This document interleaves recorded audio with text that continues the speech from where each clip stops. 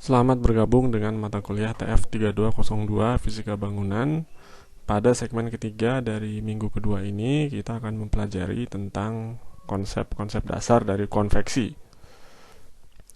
Konveksi adalah proses perpindahan kalor dari suatu permukaan ke permukaan lain melalui fluida yang berpindah.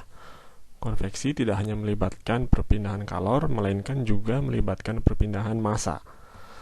Besarnya kalor yang dipindahkan tergantung dari yang disebut sebagai koefisien konveksi Hc, yang nilainya tidak konstan, melainkan bergantung pada arah, kecepatan, jenis aliran, dan sebagainya.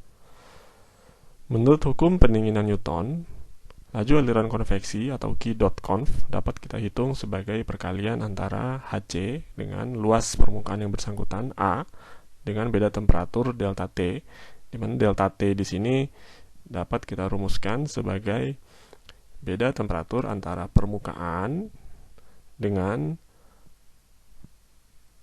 temperatur pada jarak tertentu, di mana nilainya adalah sama dengan temperatur udara bebas, atau kita simbolkan dengan T tak hingga, di mana kita mengamati adanya profil atau gradien atau perbedaan temperatur antara titik yang tepat berada pada permukaan dengan titik yang sudah cukup jauh dari permukaan, di mana nilai temperaturnya sama dengan temperatur udara bebas. Demikian juga dengan kecepatan berubah.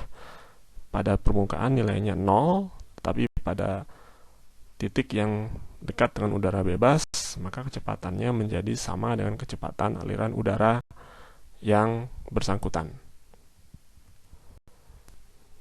Di sekitar suatu bangunan, konveksi dapat terjadi secara alami dengan memanfaatkan gaya apung akibat adanya beda densitas pada fluida, dalam hal ini udara. Misalnya, udara yang hangat itu cenderung memiliki densitas yang kecil sehingga dia bergerak dari bawah menuju ke atas. Sebaliknya, udara yang dingin memiliki densitas yang relatif besar sehingga bergerak dari atas menuju ke bawah. Jika kita menginginkan terjadi sebaliknya, maka kita dapat menggunakan konveksi paksa memanfaatkan tekanan angin, misalnya dengan menggunakan kipas yang menghasilkan gaya eksternal sehingga terjadi aliran udara dengan kecepatan tertentu yang dampaknya adalah dapat menjadi kebalikan dari yang seharusnya terjadi secara alami. Dalam bangunan biasanya kita menggunakan campuran atau gabungan antara konveksi alami dan konveksi paksa. Aliran udara secara alami lazimnya disebabkan oleh beda tekanan, di mana udara mengalir dari daerah bertekanan tinggi ke daerah bertekanan lebih rendah.